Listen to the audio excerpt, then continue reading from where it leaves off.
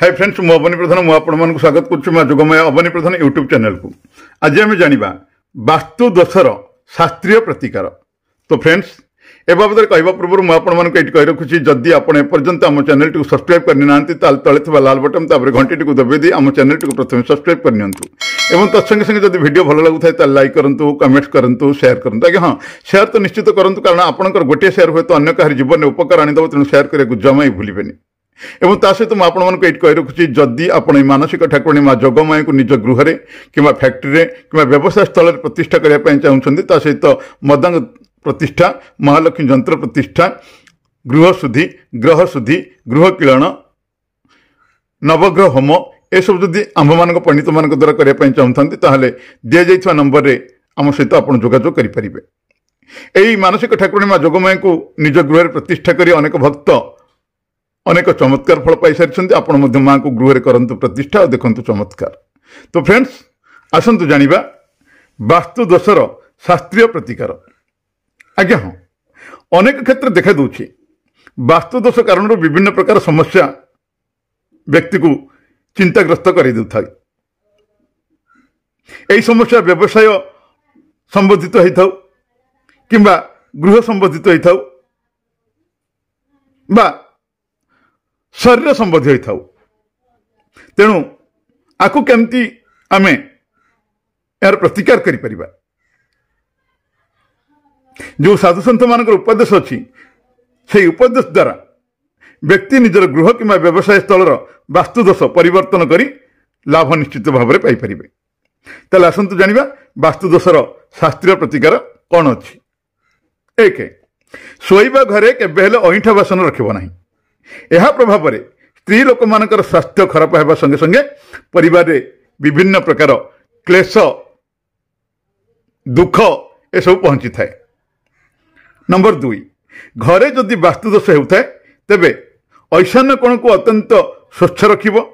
ऐशान्य कोण रे गोटे तंबा कलश आनी ता गलारे गोटे मोती किंबा रूपारे लकेट परी करी फिता द्वारा तंबा कलश गलारे पिंधाई देबो एवं कलश रे जल पूर्ण करिबो। ता परदिन सकाळे स्नान सारी कलशीर जल को कौन करेंगे ना तुलसी किंबा मनी प्लांट मूल ढाली देवे एवं दैनिक नूतन जल भर्ती करी परदिन सकाळे तुलसी मूल देव। धीरे धीरे एमती क्रिया करने द्वारा वास्तुदोष दूर होता है। जदि कहीं व्यक्ति निज घरे भौतिक उत्पात होउछि बोली अनुभव करे तेबे ता शांत करने निमित्त प्रति रविवार गंगा जल रे घर को पोछीदेव एवं गुगुलर धूप दब। यह करने समय रे गायत्री मंत्र जप करिवो एवं दैनिक संध्या रे जो मंत्र वर्तमान मु कहूछि ताकु मध्ये आपण 108 थर जप करिवे। मंत्रटी होछि प्रणव पवन कुमार खल बल पावक ज्ञान धन पाशु हृदय आगार बसही राम सर चापधार। यही मंत्र को आप 108 थर जप करेंगे देखिए आपण घरे भौतिक प्रभाव आदौ रहिबो नाही। दक्षिणामुखी दांड द्वार नैऋत फाटक ऐशान्य शौचालय यही जदि स्थिति जदि घर एमती अच्छी ताले ताकू भंगारुजा करी स्थान परिवर्तन कराइबा बड़ कष्टकर होता है। तेणु करिवे कोन एपरि क्षेत्र रे गृह रे आंतरिक साजसजार सुधार करिवो। गंगा जल घरे सिंचिबो नदीर संगम स्थल बाली आनी कौन सी माटी पात्र भर्ती करी घर मध्य भाग में गात खोली पोतीदेव। दैनिक वास्तु देवता को प्रणाम करिवो। वास्तु देवता नाम रे प्रथम अर्ण बाहर करी सही अर्ण को पक्षी मान को खाइबा को दबो। 5 घर बाहर पटे दांड द्वारे स्वस्तिक किंबा ओम चिन्ह अंकन करिवो। 6 जो व्यक्ति माने लक्ष्य बार प्रयत्न कले मध्य तैयारी हेबाकु थिबा घर संपूर्ण हो पारुनी। जो व्यक्ति माने विभिन्न प्रकार उपाय करुछंती विभिन्न प्रकार लक्ष्य रखुछंती केमती घरटा मु संपूर्ण करदेवी किंतु से घर संपूर्ण हो पारु नाही। से क्षेत्र रे एही स्थिति रे उक्त जैन संप्रदायर से क्षेत्र रे एही स्थिति रे करिवे कोन ना जैन संप्रदायर उपाय आपण करिवे।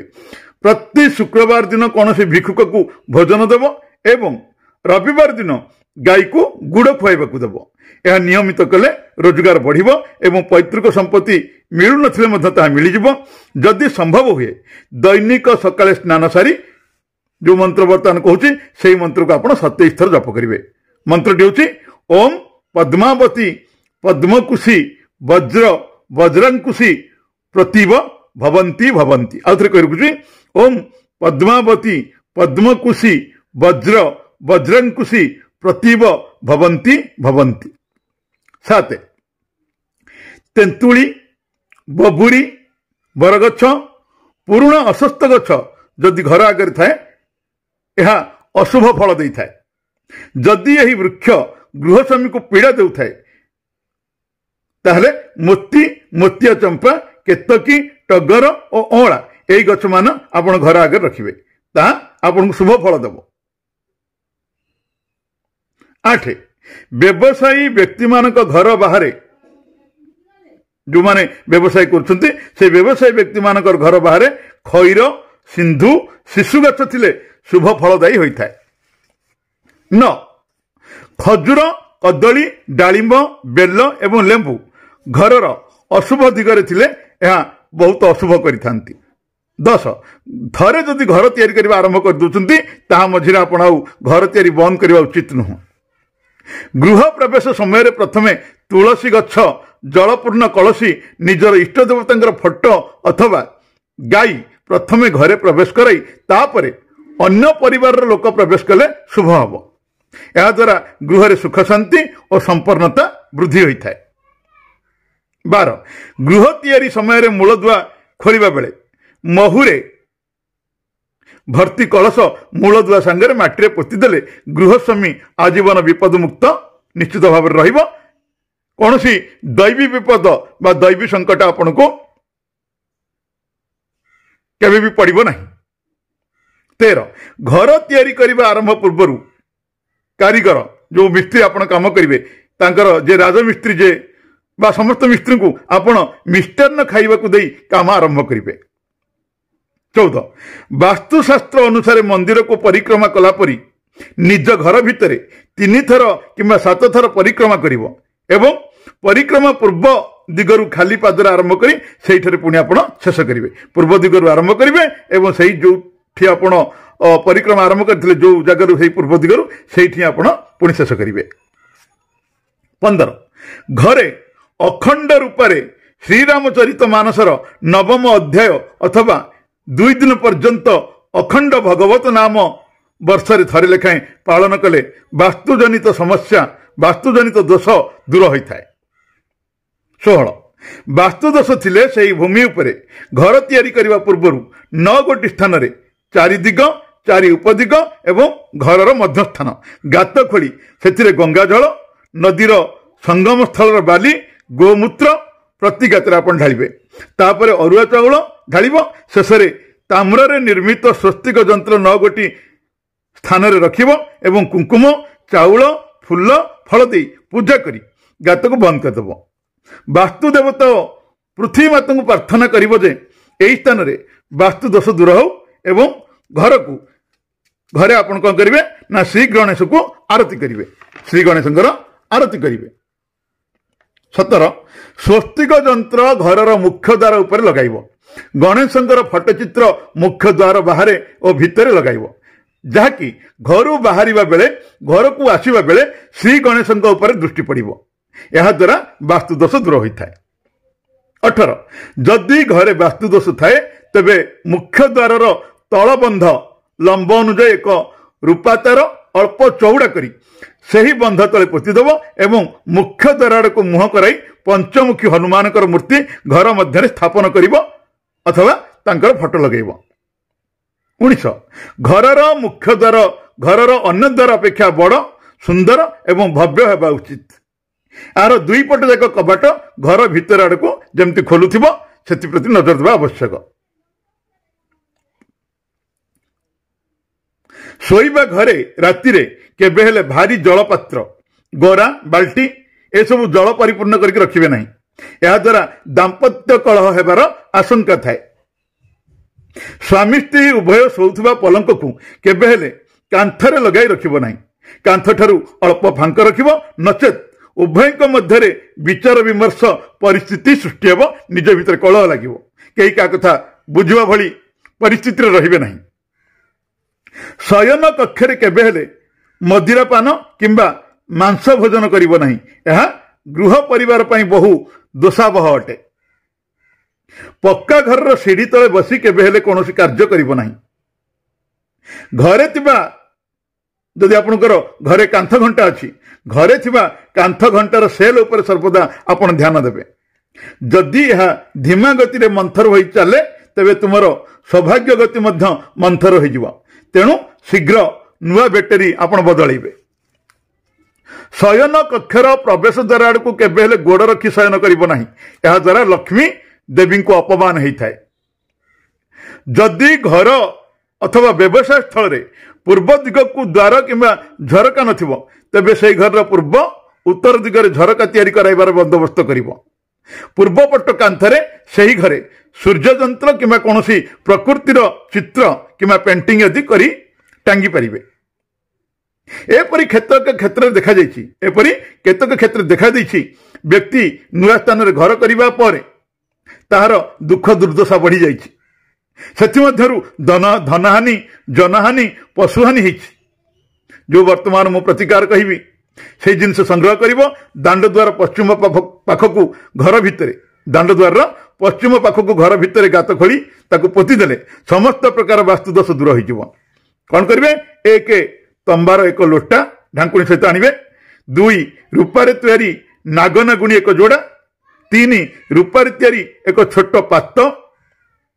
4 छोट छोट 5टी गोटा गुआ जोगली गुआ। 5 7 खंड पग हलदी। यही समस्त वस्तु सह शुक्ल पक्ष गुरुवार दिन स्नान परे लोटारे जल भर्ती करी ता मध्य समस्त जिनिस को रखी धूप दीप चंदन फूल भोग दे गृहस्वामी प्रणाम पूर्वक लोटा उपरे ढांकुणी दे कुहा जाइथिबा स्थान रे 1 फुट गभीर गात खोली ताको पोति देबे। देखिए आपनकर वास्तु समस्या दूर हो जिवो।